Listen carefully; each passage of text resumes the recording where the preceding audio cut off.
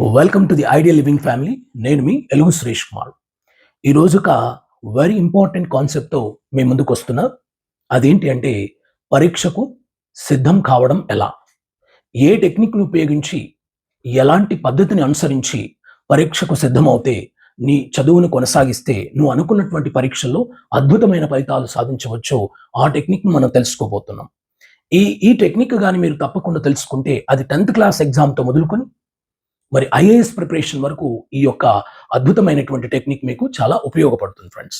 So ఇక్కడ ఎక్కడ skip కాకుండా నేను చెప్పబోయేటువంటి ర్యాపిడ్ ఎంఎల్ఏ అనే ఒక వండర్ఫుల్ టెక్నిక్ను మీరు విని దాని బాగా అవగాహనతో అర్థం చేసుకుని దాని కానీ పాటిస్తే మీరు ఎంచుకున్నటువంటి సబ్జెక్ట్స్ కావచ్చు, ఎగ్జామినేషన్స్ కావచ్చు, మీరు ఎంచుకున్న గోల్ ఏదైనా సరే దాంట్లో టాపర్స్గా నిలబడడం అనేది సాధ్యమవుతుంది. అదే వండర్ఫుల్ టెక్నిక్ అన్నమాట. సో ర్యాపిడ్ ఎంఎల్ఏ అనేటువంటిది చూడండి, కొంతమంది అద్భుతంగా ఐఏఎస్లు సాధిస్తూ ఉంటారు, నీట్లో ర్యాంక్ సాధిస్తూ ఉంటారు, 10th క్లాస్లో స్టేట్ టాపర్స్గా ఉంటున్నారు. మరి ఈవెన్ రీసెంట్గా వచ్చినటువంటి టెట్ డిఎస్సిలో ఒకే విద్యార్థి 3 టాప్ ర్యాంక్ సాధించుకుంటున్నారు. అంటే కొంతమంది అద్భుతమైన ఫలితాలు సాధిస్తూ డిస్ట్రిక్ట్ టాపర్స్గా, స్టేట్ టాపర్స్గా, నేషనల్ టాపర్స్గా ఉంటే కొంతమంది మరి సాధించలేకపోతున్నారు. అంటే వాళ్ళ ప్రిపరేషన్లో ఎక్కడో ప్రాబ్లం ఉంది. అందరూ ఒకటే, కానీ ప్రిపేర్ అయ్యే విధానంలో, ప్రాక్టీస్ చేసే విధానంలో తేడా ఉంటుంది. దాని గురించి ఇప్పుడు తెలుసుకోబోతున్నాం. సో ఫస్ట్ స్టెప్ ఏంటంటే, ఈ ర్యాపిడ్ ఎంఎల్ఏ టెక్నిక్లో ఫస్ట్ స్టెప్ ఏంటంటే మీరు రీసోర్సెస్ని గ్యాదర్ చేసుకోవాలి. మనం పరీక్షకు సిద్ధమయ్యేటప్పుడు ఖచ్చితంగా వనరుల సేకరణ అనేటువంటిది ఖచ్చితంగా ఉండాలి. ఆ వనరులు ఏ రూపంలో? నువ్వు సరైన శిక్షణ, అంటే ఏ సబ్జెక్టుకు ఎవరితో, ఏ టీచర్తో, ఏ ట్యూటర్తో ఎలాంటి కోచింగ్ తీసుకోవాలి, ఎలాంటి బుక్స్, మెటీరియల్స్ మనకు అవసరం అవుతాయి. అలాగే ఆన్లైన్ ఎగ్జామ్స్కి అయితే మనం ల్యాప్టాప్స్లో కానీ, కంప్యూటర్స్లో కానీ ప్రాక్టీస్ చేయడం, ఇలాంటి సోర్సెస్. అండ్ వెరీ ఇంపార్టెంట్ ఏంటంటే టైం కూడా ద బెస్ట్ సోర్స్ అనమాట. ఫస్ట్ది రీసోర్సెస్ను ప్రాపర్గా గ్యాదర్ చేయడం. నువ్వు టాపర్గా నిలవడానికి, ఎక్కువ శాతం మార్క్స్ను సాధించుకోవడానికి నీకు కావాల్సినటువంటి వనరులు మరి ప్రీవియస్ ఎగ్జామ్స్లో అద్భుతమైనటువంటి ఫలితాలు సాధించినటువంటి వాళ్ళు కానీ, ఉపాధ్యాయుల సూచనల మేరకు కానీ మీరు ఖచ్చితంగా ఒక అవగాహనతో ఈ యొక్క వనరులను సేకరించడం చేయండి. అది మొదటిది. రెండవది అనాలిసిస్, విశ్లేషణ అనమాట.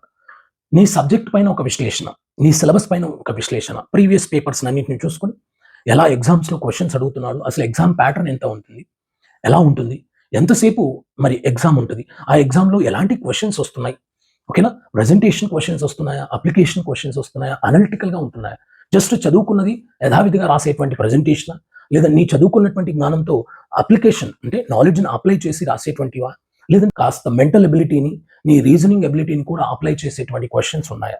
సో ఇలా ఒక అనాలిసిస్ అనేది నీ సిలబస్ పైన, సబ్జెక్ట్స్ పైన ఒక క్లియర్ అనాలిసిస్, స్పష్టమైనటువంటి అవగాహనతో నువ్వు ముందు అద్భుతంగా ఫలితాలు సాధించిన వాళ్ళతో చర్చించుకొని నువ్వు దానిపైన ఒక క్లారిటీ తెచ్చుకుంటే అది రెండవ అతి ముఖ్యమైనటువంటి విషయం అన్నమాట. సరే, మూడవది ఏంటంటే ప్లానింగ్ అండి. ఏదైనా ప్రపంచంలో ఒక అద్భుతమైనటువంటి ఫలితం, ఏదైనా ఒక అద్భుతమైన కార్యక్రమం ఉంది అంటే దాని వెనుక ఒక అద్భుతమైన ప్రణాళిక ఉంటుంది అనేటువంటిది, ఒక రియలిస్టిక్ ప్లానింగ్ ఉంటుంది అని అర్థం. మీరు ఎవరినైనా ప్రపంచంలో సక్సెస్ఫుల్గా రాణించిన వాళ్ళు తీసుకుంటే వాళ్ళు ప్రణాళికబద్ధంగా వెళ్ళుంటారు అన్నమాట. సో నువ్వు ప్లాన్ వేసుకోవాలి. Plan the work the plan.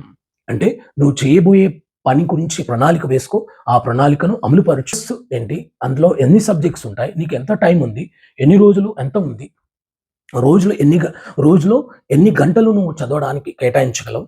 అలా రోజుకు ప్రధానంగా 4 సెషన్స్గా ప్లాన్ చేసుకోండి. నీకున్న రోజులు, నెలల రోజుల అనేటువంటిది గడువును, నీకున్న సమయాన్ని దృష్టిలో పెట్టుకొని నువ్వు ఖచ్చితంగా రోజుకు ఎన్ని గంటలు కేటాయించగలవు, 12 గంటల, 16 గంటల, ఇలా ప్రణాళిక వేసుకొని రోజుకు 4 సెషన్స్ కానీ 5 సెషన్స్ కానీ ప్లాన్ చేసుకోండి. ముఖ్యంగా 4 సెషన్స్ చేసుకుంటే బాగుంటుంది. అందులో 3 సెషన్స్ నువ్వు సబ్జెక్ట్స్ను చదవడం విత్ రివిజన్తో పాటు పూర్తి చేసి, ఒక సెషన్స్ను ఆ 3 సెషన్స్లో నువ్వు చదివినటువంటి దాని సిలబస్కి సంబంధించినటువంటి ప్రాక్టీస్ టెస్ట్ చేయాల్సి ఉంటుంది, మోడల్ ప్రాక్టీస్ టెస్ట్లను చేయాల్సి ఉంటుంది అన్నమాట. ఇలా నీ ప్రణాళికలో ఎన్ని రోజులకి, మరి రోజుకి ఎంత కాలము, ఏ విధంగా నువ్వు చదవాలి అనేది పక్కా ప్రణాళిక వేసుకొని ఆ ప్రణాళిక డిస్టర్బ్ కాకుండా ఉండే విధంగా చూసుకోవాలి. అది ప్లానింగ్ అన్నమాట.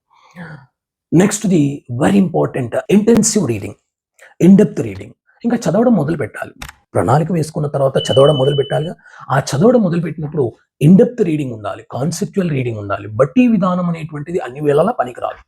కొన్నింటిని బట్టి కొట్టాలి, నిర్వచనాలని, సూత్రాలని. కానీ సాధ్యమైన వరకు అవగాహనతో అర్థం చేసుకొని చదవాలి.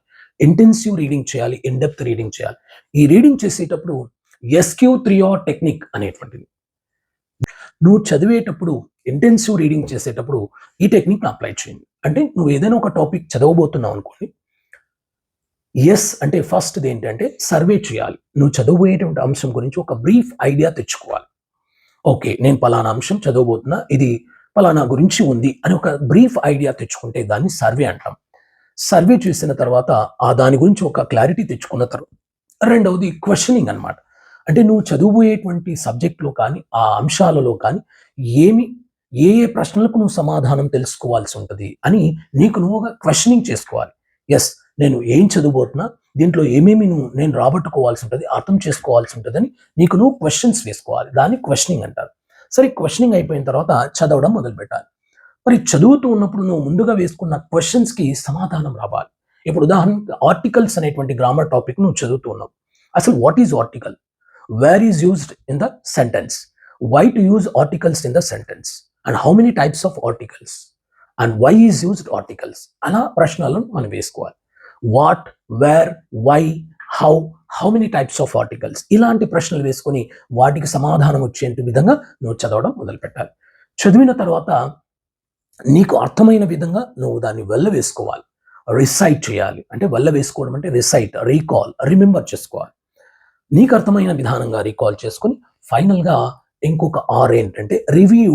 ఒకసారి మొత్తంగా రివ్యూ చేసుకొని రివిజన్ చేసి, సో ఏది ఇంపార్టెంట్, ఎగ్జామ్లో ఏ విధంగా ప్రశ్నలు వస్తాయి అనేటువంటిది ఒకసారి టోటల్గా రివ్యూ చేసుకుని అది చేస్తే ఇది రీడింగ్ పార్ట్లో ఉన్నటువంటి అద్భుతమైనటువంటి, నువ్వు చదివేటప్పుడు అనుసరించాల్సినటువంటి అద్భుతమైన టెక్నికే SQ3R టెక్నిక్. అంటే సర్వే చేయడం, బ్రీఫ్ ఐడియా తెచ్చుకోవడం, చదవబోయే దాని గురించి క్వశ్చన్స్ వేసుకోవడం, చదవడం మొదలుపెట్టడం, ఆ చదివేటప్పుడు నువ్వు వేసుకున్న క్వశ్చన్స్కి సమాధానాలు వచ్చేటట్టుగా చూసుకోవడం, చదివిన దాన్ని వల్ల వేసుకోవడం, చివరికి ఒక్కసారిగా రివ్యూ చేసుకొని రివైజ్ చేసి కదిస్తే అది చదవడం అయిపోతుంది అనమాట.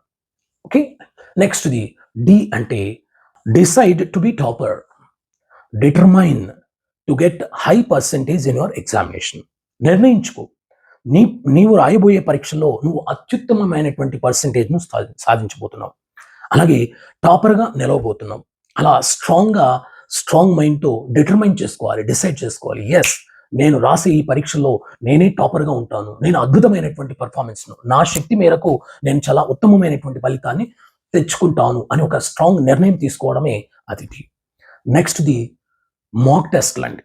మరి నువ్వు నిర్ణయం తీసుకున్నావు టాప్లో ఉండాలని, మంచి హై పర్సెంటేజ్ మార్క్స్ తెచ్చుకోవాలని డెసిషన్ తీసుకున్నావు కదా, మరి దానికి తగ్గట్టుగా ఏం చేయాలి? నువ్వు మాక్ టెస్ట్లను, మోడల్ పేపర్స్ను ప్రాక్టీస్ చేయాల్సి ఉంటుంది. ప్రాక్టీస్ చేస్తూ మరి ఒక్కొక్క మోడల్ టెస్ట్, ఒక్కొక్క మాక్ టెస్ట్ రాస్తూ ఉన్నప్పుడు ఏ మేరకు నీకు ఎగ్జామ్స్లో వస్తున్నాయి, సో నెమ్మదిగా నీ యొక్క పర్ఫార్మెన్స్ని డెవలప్ చేసుకుంటూ చివరికి మెయిన్ ఎగ్జామ్స్ రాసే లోపల కొన్ని వందల పరీక్షలను ముందుగా మోడల్ టెస్ట్లను రాసి ఉంటే అది నీకు ఆ సాధన అనేది అక్కడ అద్భుతంగా ప్రజెంట్ చేయడానికి ఉపయోగపడుతుంది. అది మోడల్ టెస్ట్లకు సంబంధించినది. And very important law of visualization. నువ్వు ఎగ్జామ్కు రాయబోయే ముందు, రేపు ఎగ్జామ్ రాస్తున్నావు అన్నప్పుడు బాగా గుర్తుంచుకోండి, స్పైసీ ఫుడ్ తీసుకోకుండా హెల్దీ ఫుడ్, మరి లైట్ ఫుడ్ను తీసుకుంటూ రాత్రి బాగా నిద్రపోవండి. ఎగ్జామ్ ముందు రోజు బాగా నిద్రపోయి మరి నువ్వు ఈరోజే రేపు రాయబోయే ఎగ్జామ్ గురించి ఈరోజే లా ఆఫ్ విజువలైజ్ చేసుకోవాలి. నువ్వు ఊహించుకోవాలి. ఓకే, నేను సరైన టైంకు ఎగ్జామ్ హాల్కు చేరుకుంటున్నాను, మరి నేను ఎగ్జామ్ పేపర్ను ఏమాత్రం టెన్షన్ లేకుండా ప్రశాంతంగా తీసుకున్న తర్వాత నేను క్వశ్చన్ పేపర్ చదువుతుంటే నేను చదివిన క్వశ్చన్స్ అన్నీ వచ్చినాయి, సో నాకు ఏమాత్రం టెన్షనే లేదు, చాలా హ్యాపీగా నేను చదివిన క్వశ్చన్స్ వచ్చినాయి కాబట్టి చూస్తున్నా, మరి వాటన్నింటినీ నీట్గా బాగా ప్రజెంట్ చేసి చాలా సంతృప్తికరంగా బయటకు వచ్చేస్తున్నాను అని నీకు నువ్వు పాజిటివ్గా విజువలైజ్ చేసుకోవాలి. ఒకటి గుర్తుపెట్టుకోని, ప్రపంచం పాజిటివ్ ఎనర్జీ, నెగిటివ్ ఎనర్జీ. నువ్వు పాజిటివ్ ఊహించుకుంటే పాజిటివే జరుగుతుంది, నెగిటివ్ యాటిట్యూడ్తో, భయంతో ఊహించుకుంటే నీకు అలాంటి ఇన్సిడెంట్సే జరుగుతాయి, అలాంటి రిజల్టే వస్తుంది. కాబట్టి ఎగ్జామ్కు వెళ్ళే ముందు నువ్వు ముందుగానే పాజిటివ్గా, చాలా పీస్ఫుల్గా, ప్రశాంతంగా, బాగా ప్రజెంట్ చేసినట్టుగా, ఎగ్జామ్ అద్భుతంగా రాసినట్టుగా నువ్వు విజువలైజ్ చేసుకొని ప్రశాంతంగా వెళ్తే అలాగే నువ్వు ఎగ్జామ్ని ప్రజెంట్ చేయగలవు అనమాట. And the last but not the least very important ఏంటి అంటే అవాయిడ్ నెగిటివ్ మైండెడ్ పీపుల్. చివరి సమయంలో నీ ఎమోషనల్స్ను డిస్టర్బ్ చేసేటువంటి వ్యక్తులు, నెగిటివ్ మైండెడ్ పీపుల్ నీ చుట్టూ ఉంటారు. అరే నేను అన్నీ చదివాను, నాకేమీ గుర్తులేవు, నీకు గుర్తున్నాయా, నాకు భయమేస్తోంది ఎగ్జామ్ అంటే. ఇలాంటి నెగిటివ్ మైండెడ్ పీపుల్ నీ చుట్టూ నెగిటివ్ వైరస్లు ఎక్కువగా ఉంటాయి. అలాంటి నెగిటివ్ మైండెడ్ పీపుల్ యొక్క మాటలు నీ మైండ్కి తీసుకోవద్దు. అలాంటి నెగిటివ్ వైరస్లు నీ మైండ్కు రానివద్దు. ఇమ్మీడియట్గా అలాంటి నెగిటివ్ వైరస్ నీకు వస్తే దాన్ని డెలీట్ చేయగలిగినటువంటి యాంటీ వైరస్ నీ మైండ్లో ఉండాలి. ఆ యాంటీ వైరస్సే స్ట్రాంగ్ మైండ్ అన్నమాట. ఆ స్ట్రాంగ్ మైండ్తో అలాంటి నెగిటివ్ మైండెడ్ పీపుల్ను దూరం పెట్టి నువ్వు చాలా పాజిటివ్గా పీస్ఫుల్గా పోయి ఎగ్జామ్ ప్రజెంట్ చేస్తే రిజల్ట్ వచ్చినప్పుడు నువ్వు అద్భుతంగా నువ్వు అనుకున్న విధంగా ఫలితాలు సాధించి టాపర్గానే ఉండి తీరుతావు ఫ్రెండ్స్. ఇదే the beautiful and wonderful technique rapid MLA. ఈ టెక్నిక్ అద్భుతంగా ఉపయోగపడింది. నేను ఎన్నో డిగ్రీలు మరి నాకు సంబంధించినటువంటి అన్ని ఎగ్జామ్స్లో దీన్ని అప్లై చేశాను. నేను అద్భుతమైన రిజల్ట్స్ సాధించాను. సో ఇది కొన్ని లక్షల మంది విద్యార్థులకు నేను తెలియజేశాను. వాళ్ళు కూడా ఇలాంటి టెక్నిక్స్ అప్లై చేశారు, including my son also. Okay, నేను మీకు తెలియజేసేది ఉంటే ఖచ్చితంగా ఈ టెక్నిక్ను అప్లై చేసి మీరు అనుకున్న విధంగా రిజల్ట్ సాధించండి. అయితే ఈ టెక్నిక్ మీరు ఒకటే కాకుండా స్వార్థంతో మీరు ఒకటే తెలుసుకోవడం కాకుండా మీ ఫ్రెండ్స్ కావచ్చు అందరికీ కూడా దీన్ని షేర్ చేయండి. దానివల్ల అందరికీ మనం ఉపయోగపడిన వాళ్ళు అవుతాం. మన ఐడియల్ లివింగ్ ఫ్యామిలీని విస్తరించి సమాజ సేవలో ఎంతో ఉపయోగపడతాం ఫ్రెండ్స్. సదా మీ సేవలో మరి ఎలుగు సురేష్ కుమార్. జై Hind. Thank you very much. Okay.